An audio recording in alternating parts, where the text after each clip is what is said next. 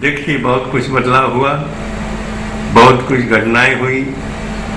और जब हम इतिहास 1528 के बाद का देखते हैं तो तमाम ऐसे राम जन्मभूमि के नाते वो बलिदान हुए हैं, लाखों के लाखों लोग। उसके बाद में 23 दिसंबर 1949 में भगवान राम लला प्रकट हुए, कोर्ट के द्वारा उनकी पूजा अर्चना शुरू हुई।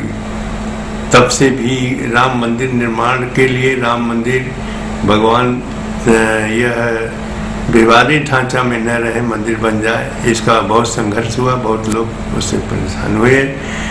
और उस विवादित ढांचा में जिसे तथाकथित बाबरी मस्जिद कही जाती थी, उसी में रामलला का पूजा अर्चना शुरू हुआ। 6 दिसंबर को वह ढांचा भी गिर गया और रामलला त्रिपाल में आ गए। त्रिपाल में पूजा हुई, पूजा 28 साल तक पूजा रामलला का त्रिपाल में हुई। 28 वर्ष के बाद 9 नवंबर 2019 को जब कोर्ट ने आदेश दे दिया, तब एक अस्थायी मंदिर बना हुआ है जिसमें रामलला भी वर्तमान समय विराजमान है। यहाँ उनके प्रति बहुत सी सुविधाएं हैं। 28 वर्ष त्रिपाल में बड़ी कठिनाइयाँ उठानी पड़ी।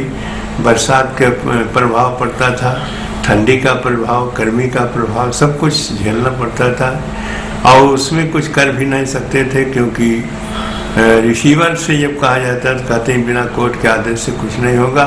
इससे बहुत कुछ समस्याएं झेलना पड़ा 9 नवंबर के पहले तक। बाकी अब जो है रामलला के अस्थायी मंदिर है, वहाँ एसी भी है, कूलर भी है, पंखे भी हैं, सब कुछ व्यवस्था हो चुकी है और विधि विधान से पूजा अर्चना होती है। जितने पूजा अर्चना में खर्च होता है वो ट्रस्ट उसको देता है। पहले ऐसा नहीं था, पहले सीमित था कि इतने ही पैसे में जो ट्रस्ट जो रिसीवर देता था उसी में पूजा अर्चना भोग राग होती थी। जो पूरा नहीं पड़ता था अपने पास से लगाना पड़ता था। ये सारी कठिनाइयाँ झेलना पड़ा और वर्तमान समय में बहुत अच्छा है वो अस्थायी मंदिर, लेकिन उसमें सारी व्यवस्थाएं हैं। रामलला का पूर्णतया भोग राग पूजा अर्चना विधि विधान से हो रही है। पूरी अयोध्या में एक तरीके से काफी बदलाव नजर आया। जी, बहुत कुछ बदलाव आया यहाँ पर। और जो संघर्ष हुआ था उसमें तमाम लोगों को बलिदान देना पड़ा। अभी उस ढांचा में रहे तभी गोलियां चली और वहाँ बहुत लोग जो हमारे राम भक्त रहे शहीद हुए। और खैर वो सब समस्याएं रहीं और समस्या के समाधान अब लोगों को शांति है, क्योंकि अब आशा है कि ये भव्य मंदिर में रामलला विराजमान होंगे। कोई नहीं ऐसा लगा, क्योंकि ये हमारे यहाँ बहुत से संप्रदाय हैं, संप्रदाय के संप्रदायाचार्य हैं, लेकिन एक मंच पर विश्व हिंदू परिषद ने एकत्रित किया, जो आंदोलन शुरू किया, उसमें सारे धर्माचार्य, चाहे वो सन्यासी का हो, चाहे उदासी का हो, चाहे वैष्णव का हो, चाहे जिस संप्रदाय के हैं, सभी लोगों ने राम मंदिर के नाम पर आंदोलन में एकत्रित हुआ। एक स्वर से मांग किया कि ये भगवान श्री राम का मंदिर है और हिंदू समाज की आस्था और श्रद्धा है, इसलिए इसको दिया जाए। इस प्रकार से यह विवाद जो है और जो संघर्ष शुरू हुआ राम मंदिर के लिए बहुत अच्छा रहा। और हमारे यहाँ हिंदुओं की एकता जो दिखाई पड़ी वो बहुत ही सुंदर, बहुत आनंददायी और विश्वसनीय रहा कि अब इस प्रकार से जब सारे धर्माचार्य एक मंच पर हैं तो निश्चित है राम मंदिर का समस्या समाधान होगा। कोई ऐसा वाकया संघर्ष के दौरान का जो हमेशा आपको याद रहता हो, कभी ना भूलता हो? देखिए, सबसे बड़ी बात ये रही कि जब यहाँ पर हम लोग त्रिपाल में रामलला आए तब बड़ी कठिनाइयाँ रही।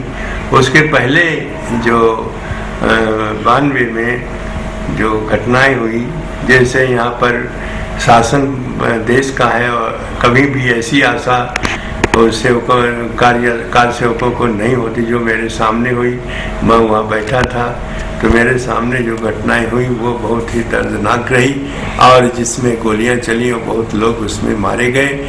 यह दृश्य देख करके आज भी लगता है कि जैसे एक बार से भयभीत हो जाते हैं कि भगवान राम के लिए कितना बलिदान लोग करना पड़ेगा। यह बहुत ही दुखद रहा। और उसके बाद जिस दिन ढांचा गिरा उस दिन भी बहुत समस्याएं रही कि हम भगवान रामलला को कहाँ स्थापित करें। लेकिन वहाँ से जब उत्तर वाला ढांचा गिर गया, फिर दक्षिण वाला गिर गया, बीच में रामलला थे, तब उनको इसके बाद सिंहासन के सहित वहाँ से दूर हटाना पड़ा कि इसके गिरने के बाद कोई भी क्षति इस मंदिर इस सिंहासन पर नहीं आएगी। तो वहाँ एक नीम का पेड़ था दूर, उसी के नीचे रख करके, और जब तक वो गिर नहीं गया, बराबर नहीं हो गया, कारसेवकों ने उसमें क्या किया कि तो वो लकड़ी का जोड़ करके और उसमें भगवान रामलला का चौतरा बना दिया और सिंहासन को ले जाके वहाँ धर दिया। देखिए, अयोध्या नाम नगरी तथा सिर लोग वृषता मनुना मानवेंद्र या पुरी निर्मता स्वयं। यह नगरी त्रेता युग से विश्व में प्रसिद्ध नगरी रही और इसका प्रसिद्धि केवल देश में नहीं विदेश में भी था।